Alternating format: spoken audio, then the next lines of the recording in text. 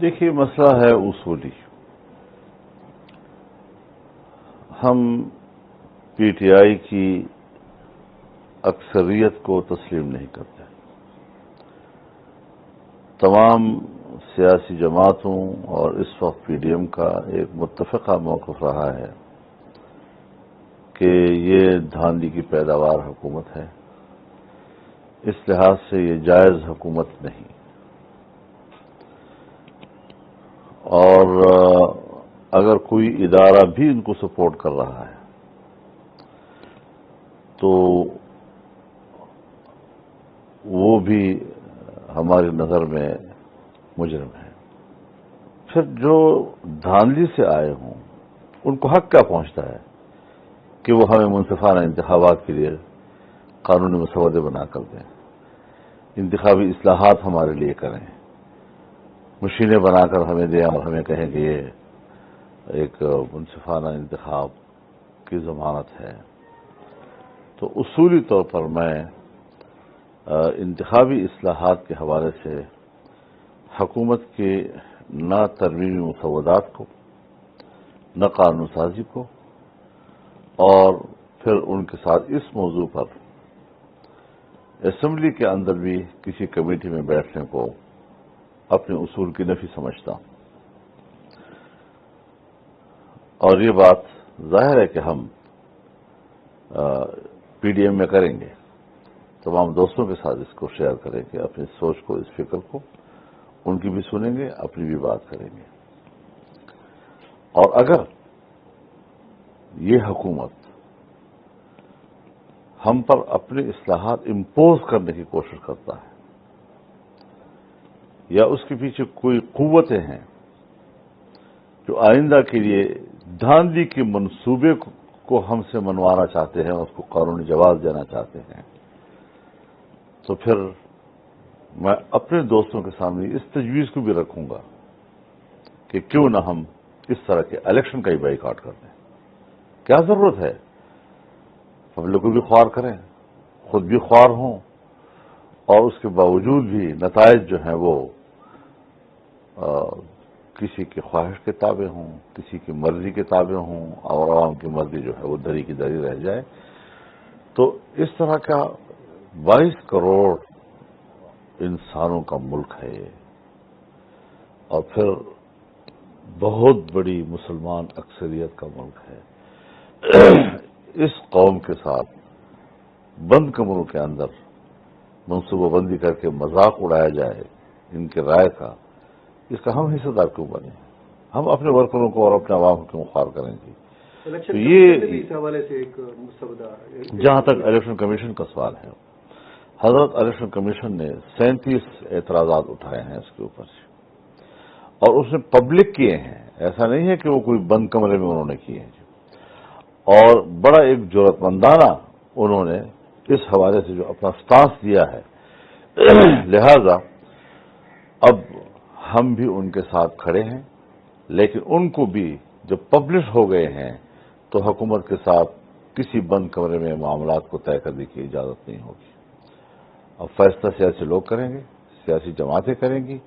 ہم chief election commission کے اس stance کو جرأت مندانہ سمجھتے ہیں، اس کی تحسین کرتے ہیں، لیکن اس پر ان سے استقامت کا بھی تقاضا کرتے ہیں. اور یہ نہیں کہ پچھلے الیکشن میں بھی دھاندلی کس نے کی، گالیاں الیکشن کمیشن کو ملتی رہیں. اب پھر بھی ایسے حالات پیدا کیے جائیں کہ ہم دھاندلی کرتے رہیں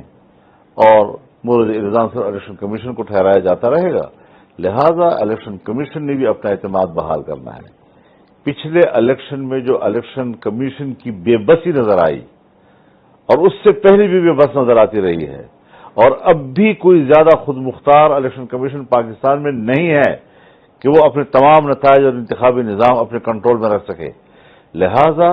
ہمیں ایک مستحکم، مضبوط اور خود مختار الیکشن کمیشن چاہیے،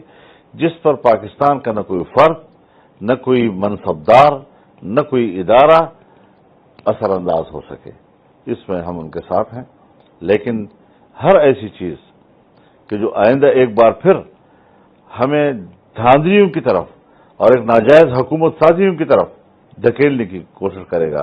تو ہمیں اس کا مزاحمت کرنی چاہیے، یہاں تک کہ میں یہ پھر تجویز کروں گا، اپنے دوستوں کے سامنے رکھوں گا، الگ تھلگ فیصلہ نہیں کریں گے ہم کہ پھر ایسے الیکشن کا ہی بائیکاٹ کیا جائے۔ کیا ضرورت ہے کہ ہم اس قسم کی ایک ریاضت اور ایک مشق اور ایک ایکسرسائز اس سے گزریں اور اس سے کوئی فائدہ قوم کو نہ ہو۔ میرے خیال میں صرف چیئرمین کی بات نہیں ہے، یہ موضوع بحث کو تبدیل کرنے کی کوشش کر رہے ہیں۔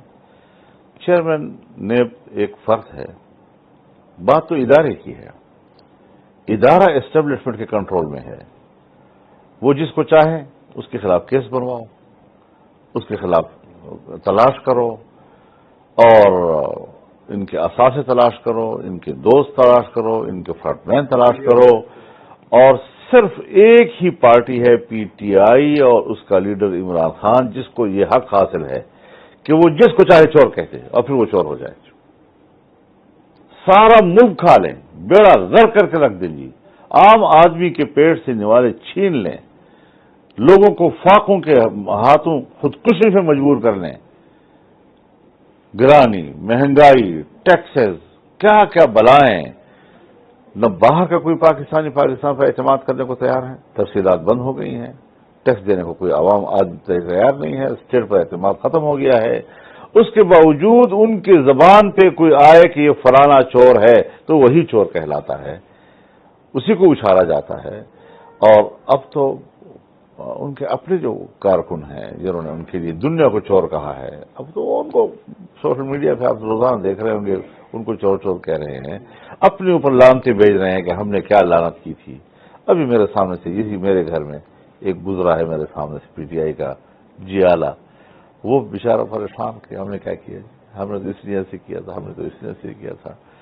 تو یہ چیزیں حضرت جو عام آدمی کو آپ ایک چکمہ دیتے ہیں، ایک ان کے سامنے خوبصورت باغ کا ایک تصویر پیش کرتے ہیں، پیچھے حقیقت کچھ نہیں ہوا کرتی، تو تصورات کی دنیا میں اس قوم کو کب تک زندہ رکھا جائے گا؟ یقیناً یہ ایک چیلنجز ہے۔ اگر ہم بھی اقتدار میں آئیں گے تو اس حکومت کے گزرنے کے بعد اس ملک کو اٹھائیں گے کیسے، یہ ہے فکر مندی والی بات۔ اب لہذا اس ملک کا بیڑا غرق کیا ہے انہوں نے، اور نیب بیچارہ جو ہے وہ تو ہے ہی کٹ پتلی ادارہ، اس کا تو خاتمہ ہونا چاہیے۔ چاہے کہ ہم چیئرمین کے مسئلے پر بات کرتے رہے، انہیں کہاں گلجا دیا انہوں نے جی، یہاں پر ہمیں بات کرنی چاہیے، یہ ادارہ نہیں ہونا چاہیے۔ دیکھیے افغانستان کی صورتحال یقیناً قابل توجہ ہے اور عالمی برادری کے لیے قابل توجہ ہے۔ وہ قوم جو 40 سال سے حالت جنگ میں ہے، 40 سال سے جی، روس کے خلاف، پھر ان کے آپس کی لڑائیاں، پھر ایک طالبان کا دور، پھر 20 سال امریکہ سے لڑائیاں، ناٹو سے لڑائیاں، پورا افغانستان جو ہے اس وقت کھنڈر ہے، کھنڈر، اور ایک کھنڈر ملک اس وقت طالبان کو ملا ہے۔ اب یہ تو نہیں کہ فتح یابی کے اگلی ہی دن افغانستان جو ہے وہ سرسبز و شاداب بن جائے اور ہر گھر میں جو ہے وہ گھی اور شہد کی نہریں بہنے لگ جائیں۔ اب اس ملک کو بنانا ہے، عالمی برادری نے اس ملک کو تباہ کیا ہے، ناٹو نے اس ملک کو تباہ کیا ہے، امریکہ نے اس ملک کو تباہ کیا ہے، اس ملک کو آباد کرنے کی ذمہ داری اب انہی کے اوپر ہے کہ وہ اتنا افغانستان پر اب خرچ کریں کہ افغانستان بن جائے۔ ایسے شرائط رکھنا طالبان کے سامنے کہ جو دوحہ معاہدے سے تجاوز ہو، اس میں اضافہ ہو، اس کا کوئی اخلاقی جواز نہیں ہے۔ اور ہم نے ان سے کہا ہے کہ آپ جو شرائط رکھ رہے ہیں، ایک تو اس امن معاہدے میں اضافہ ہے، آپ انسانی حقوق کی بات کرتے ہیں، آپ خواتین کے حقوق کی بات کرتے ہیں، ان کی تعلیم کی بات کرتے ہیں، اداروں میں ان کی ملازمتوں کی بات کرتے ہیں، جبکہ طالبان ابھی حالت جنگ میں ہے۔ اور پھر جو سخت گیر قسم کے لوگ جو مورچوں میں رہے اور 20 سال تک مورچوں میں لڑ کر اترے ہیں، ظاہر ہے کہ اس ماحول پر ابھی ان کے اثرات غالب ہیں۔ لہذا پہلے امن کا استحکام، اس سے آگے بڑھیں، پھر سیاسی استحکام، ایک نظام وہاں پر موجود ہونا، پھر اس سے آگے جائیں تو پھر آپ ملک کی معیشت کو اور اس کے مستقبل کو معاشی لحاظ سے مستحکم کرنے کی بات کریں۔ انہوں نے خود کہا ہے کہ ہماری حکومت عبوری ہے.